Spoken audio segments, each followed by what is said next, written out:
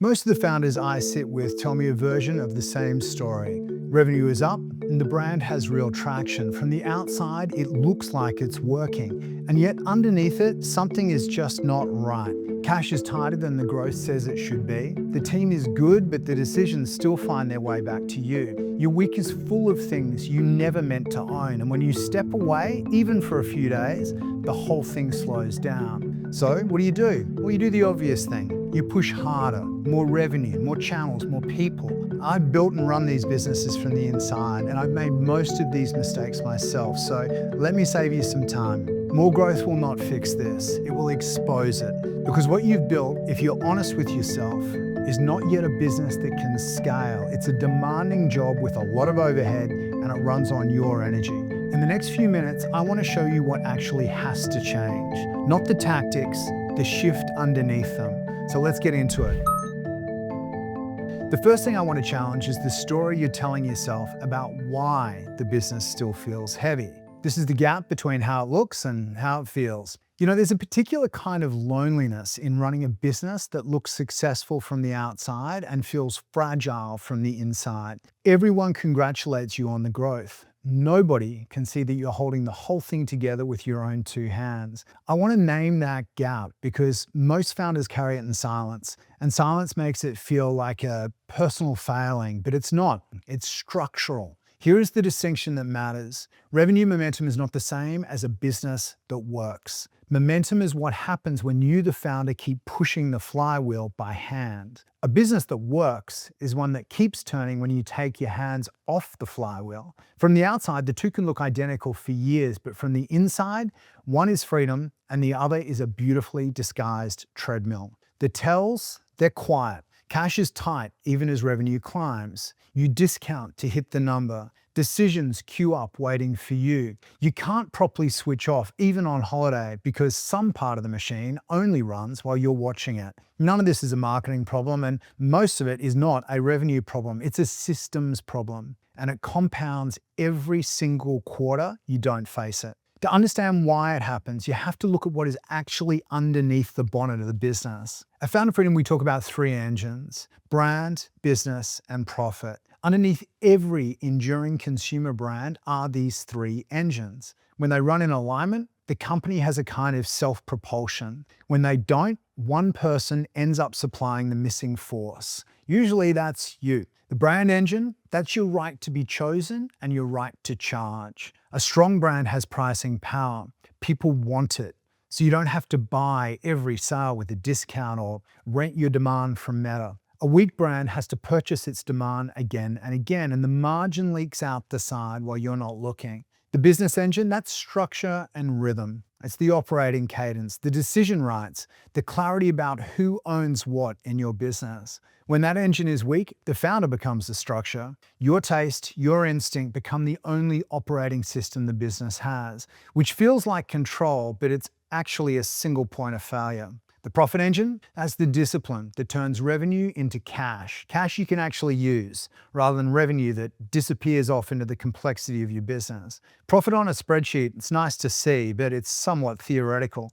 Cash in the bank, cash you can disperse or reinvest at the end of the month, that's the truth. So here is what it costs you when these three fall out of alignment. You become the connective tissue. You're the glue holding together a system that was supposed to hold itself. So this is why I say most founders don't have a revenue problem. They really have a relationship problem between brand, business, and profit engines, and they're paying for it personally, in time, in money, and most exhaustingly, in energy. Before we go on, this is the right place to find out which of those three engines is carrying your business and which one is quietly draining it.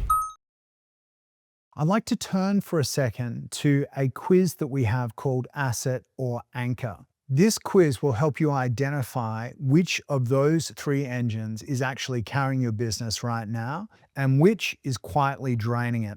It's a free assessment. It's in the description below. As I said, we call it Asset or Anchor. And the question it answers is simple. Is your business truly an asset, something that could run, scale, or sell without you? Or is it an anchor, something holding you back, stabilizing you, but preventing you from reaching your full momentum? It takes about 5 minutes. There's 30 questions across brand strength, your cash and profit health, and how well your business runs without you. The questions are deliberately specific. For example, what is your gross margin after fulfillment? How much of your revenue leans on paid ads? What breaks if you disappear for 3 weeks? So take it, get your score, and bring that clarity back to the rest of this video. Don't hesitate to push pause here and take the quiz. It's totally free, no obligation. All right, let's keep going. I want to talk about the bottleneck. There's a moment that most founders hit, and it is genuinely disorienting. You hire the people you were told to hire. You build the team that looks right from the outside, and yet somehow you still have more oversight than before, not less.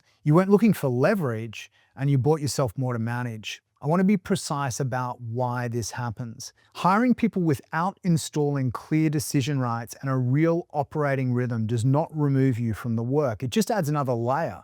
It still routes everything back through you. You've handed out the task, but you've kept all the judgment. So the decisions, they sit in a queue with your name on them, and the meetings multiply as a substitute for the decisions nobody else is allowed to make. Here is the hard thing. A team that waits for the founder to decide is not a leadership team, it's a workforce. And the difference is not talent or seniority or potential. It's whether they are trusted and equipped to own the outcomes when you're not in the room, which means the bottleneck is almost never solved by hiring more people. It's solved by changing the way you operate. And that takes us to the part that is hardest of all to hear, because it's actually not about the business at all.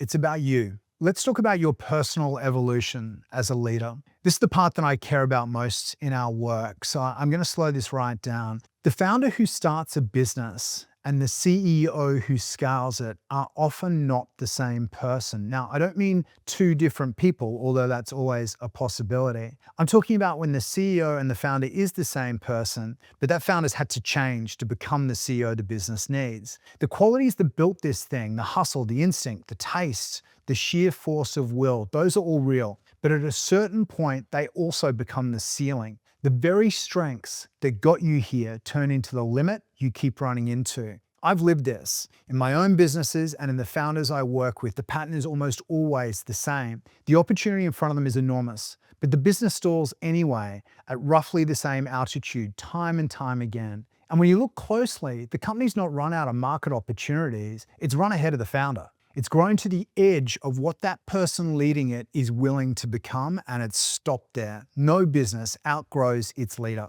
That is the real work. Nobody names it, because the upgrade you need, it's not strategy, it's not tactical, it's identity. Most of us have it backwards. We think the question is, what should I do next? The deeper question though, the one that business is actually forcing on you, whether you like it or not, is who must I become to do it? This is why I say the skills that got you here are the ceiling and the depth is the shortcut. Not more tactics, more of you. Entrepreneurship done properly is the practice of becoming the person your vision requires. So what does replace founder dependency? What does a business that genuinely runs without you look like at the operating level? It's these three engines: aligned and self-sustaining. A brand with enough pull that demand comes to you. A business with the structure and rhythm and clear decision rights. An aligned exec team, KPIs, guardrails, decision rights.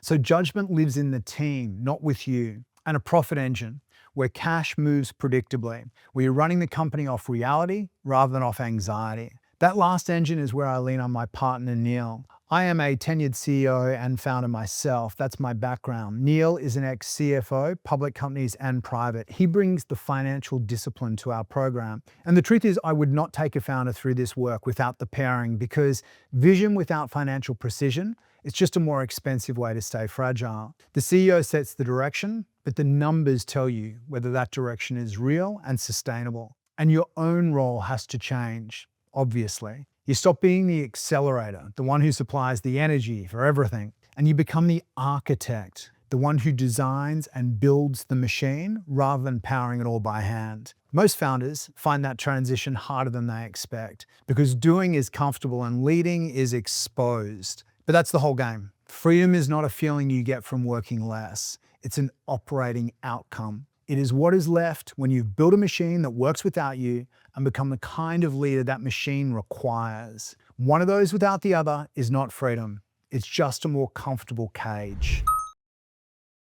If this has been useful, here's where to go next. I mentioned the ACID or anchor assessment earlier in this video and suggested you take it right away. You probably didn't, and that's okay. Just a reminder, it's free. It takes 5 minutes and it scores you across brand, cash, and how well your business runs without you. Most founders actually find it uncomfortably accurate because the questions are not vague. They are the same diagnostic I use in the first week with any founder I work with in a one-on-one consulting. Take it and see where you land. And if your score tells you the gap is real and you want help closing it, the next step is a call with Neil and I. That link is in the description as well. But wherever you take this, hold on to the thing underneath all of it. The business does not need more of your effort. It needs you to become the leader it's been waiting for. I'll see you next time.